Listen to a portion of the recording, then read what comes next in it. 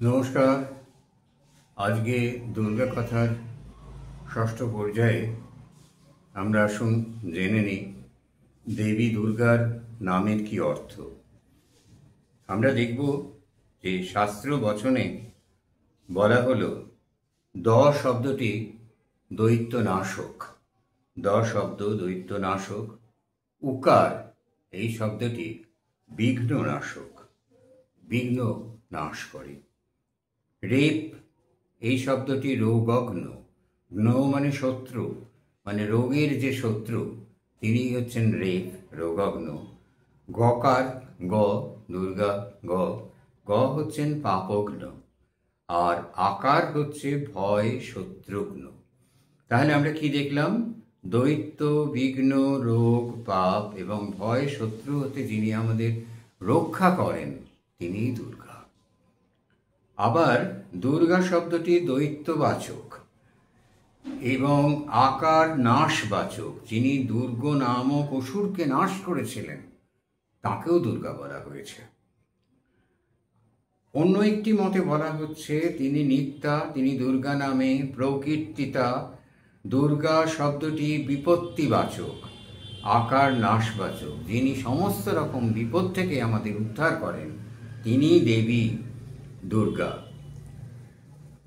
আবার স্কন্দ পুরাণে বলা হয়েছে রুরু দৈত্যের পুত্র দুর্গাসুরকে বধ করেছিলেন বলে তিনি দুর্গা।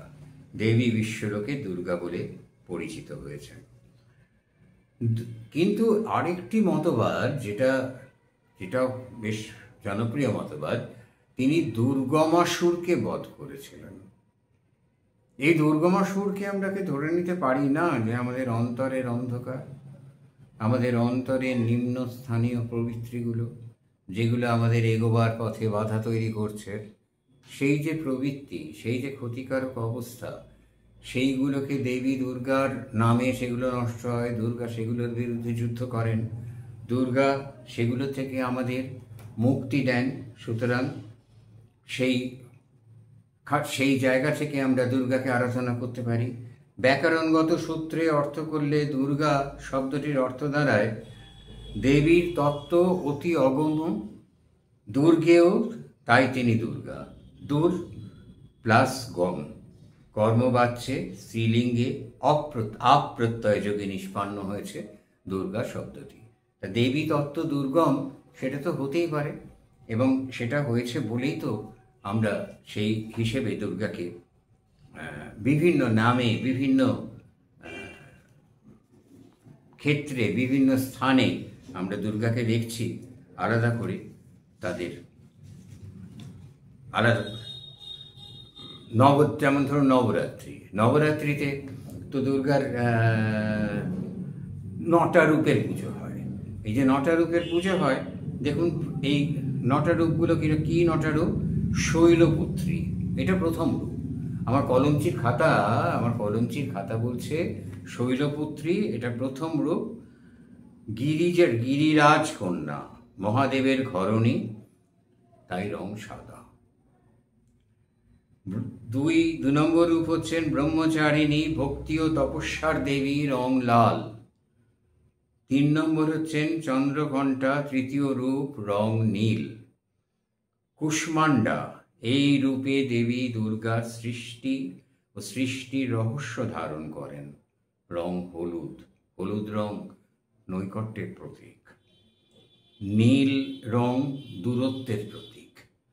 নীল দূরত্ব, আমরা সমুদ্রকে বহুদূর দেখি, আকাশ নীল, বস্তুত তো নয়, দৃষ্টিবিভ্রম, নীল দূরত্বের প্রতীক। স্কন্দ মাতা, কার্তিকের মা, সবুজ রং। ষষ্ঠ রূপ হলো কাত্যায়নী, ঋষি কাত্যায়নের কন্যা। ঋষি কাত্যায়নের আহ্বানে তিনি তার আশ্রমে আবির্ভূত হয়েছিলেন, তাই তাকে কাত্যায়নী বলা হয়। এক্ষেত্রে রং তার ধূসর। দেবী কালরাত্রি, সাধনার দেবী। রাত্রে সাধনা অভীষ্ট পূর্ণ করার প্রকৃষ্ট উপায়, তাই কালরাত্রি দেবী। তিনি তার 7ম রূপ, রং কমলা। মহাগৌরী, 8ম রূপ, সাদা। সিদ্ধিদাত্রী, যিনি সর্বপ্রকার সিদ্ধি প্রদান করেন, তার রং গোলাপি। এই রঙগুলো ইতিবাচক শক্তির প্রতীক। এছাড়াও দুর্গার 9 কন্যার রূপ আছে: কুমারিকা, ত্রিমূর্তি, কল্যাণী, রোহিণী, কালী, চণ্ডিকা, শাম্ভবী, দুর্গা, ভদ্রা। এক্ষেত্রে একটা কথা বলে যে নিষাদ কন্যা পার্বতী কিন্তু কৃষ্ণবর্ণা ছিলেন। দেবাদিদেব মহাদেব এই কৃষ্ণবর্ণা কন্যাকে একটি পরিহাস করে ফেলেছিলেন। উচিত হয়নি, তিনি না হয় ফর্সা তাই বলে এরমভাবে বলবেন আমাদের মেয়েকে। তা তিনি বলেছিলেন, তাতে দেবী ভীষণভাবেই দুঃখিত হন এবং তিনি তখন বললেন যে না, আমি আমার এই কালো রং রাখবো না। তিনি তপস্যায় বসলেন, ভয়ঙ্কর তপস্যা। সেই তপস্যা একেবারে সব দিক কেঁপে উঠল। শিব নিজেও ভয় পেয়ে গেলেন। এরম তো এত করেননি তিনি, এরকম এত অন্যায় কিছু। একটা কথাই বলেছেন না, তাতে আর কি হয়েছে। দুর্গাও তো শিবকে সবসময় ধমক দেন। তো ঠিক আছে, তো শিব তখন বললেন যে তুমি তো ধ্যান করছো, দেখি আমি তোমার ধ্যান ভঙ্গ করতে পারি কিনা। আমি শুধু দেবাদিদেব মহাদেব নয়, আমি স্বয়ম্ভু শম্ভু শুধু নয়, আমি নটরাজ।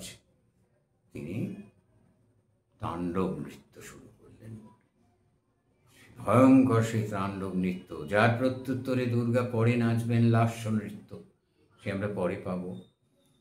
কিন্তু এতেও দুর্গার ধ্যান ভাঙল না। তিনি তার শরীর থেকে সাধনায় সিদ্ধ হলেন। তার শরীর থেকে তিনি কৃষ্ণকোষ নির্গত করে জন্ম হলো দেবী কৌশিকীর, দেবী কালীর জন্ম হলো। দুর্গা হলেন গৌরী। বিখ্যাত শ্যামাসঙ্গীত আছে, মৃণালকান্তি দাসের রেকর্ড। এখন এই রেকর্ড পাওয়া যায় কিনা আমি জানি না, আমার সংগ্রহে অবশ্য আছে। মহাকালের কোলে এসে গৌরী হলেন মহাকালী।